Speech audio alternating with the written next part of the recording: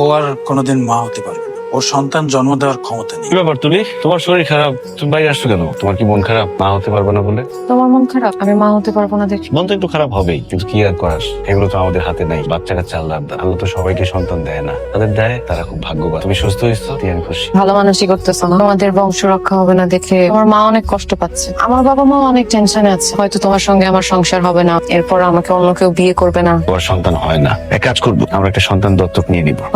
তুমি অনেক ভালো একটা মানুষ, আমি আসলে তোমার যোগ্যই না। আমি তোমার যোগ্য না, আমি যদি যোগ্য হইতাম তাহলে ওইভাবে বিয়ে করতাম। আসলে তুলি, আমি তোমাকে অনেক ভালোবাসি, কোনটা ঠিক কোনটা ঠিক না মাথায় ছিল না, সরি।